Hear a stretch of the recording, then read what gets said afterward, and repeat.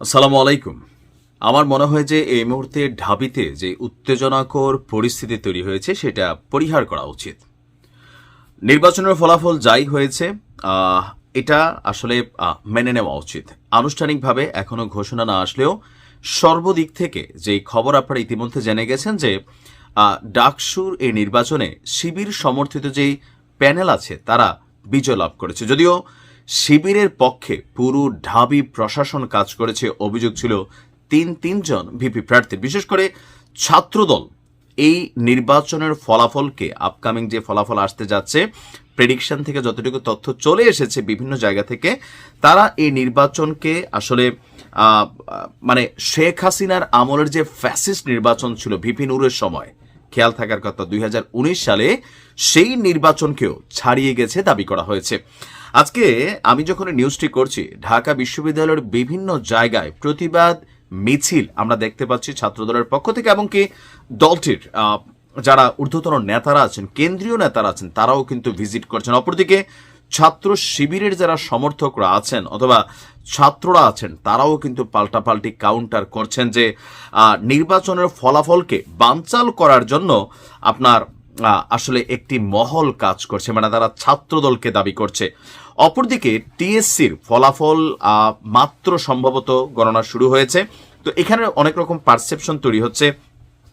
রোকেয়া হল অমর 21 হলে ভোট চুরির অভিযোগে ছাত্রদলের বিক্ষোভ মিছিল। এই মুহূর্তে আমি যখন নিউজটি করছি তখনও দেখলাম যে ছাত্রদলের যিনি ভিপি প্রার্থী আবিদের নেতৃত্বে আপনার কি বলা হয় যে ঢাবি ক্যাম্পাসে এই মুহূর্তে বিক্ষোভ মিছিল চলমান রয়েছে।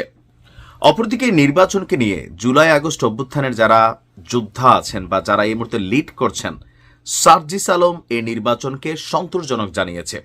এছাড়াও আরও যে বেশ কয়েকজন নেতারা আছেন তারাও বলছেন যে নির্বাচন সন্তোষজনক হয়েছে। ইভেন আমাদের স্বরাষ্ট্র উপদেষ্টা তিনিও আপনার যে বক্তব্য দিয়েছেন যে ডাকসুর নির্বাচন একটা আইডিয়ালিজমের জায়গায় পৌঁছেছে, যে ডাকসুর নির্বাচনকে কেন্দ্র করে আগামীতে জাতীয় নির্বাচনটা ঠিক এই মডেলেই হবে। অপরদিকে ছাত্রদলকে আপনার ছাত্রলীগের ভূমিকায় না যাবার জন্য আহ্বান জানাচ্ছে আপনার, আমরা দেখলাম যে শিবিরের সমর্থকরা।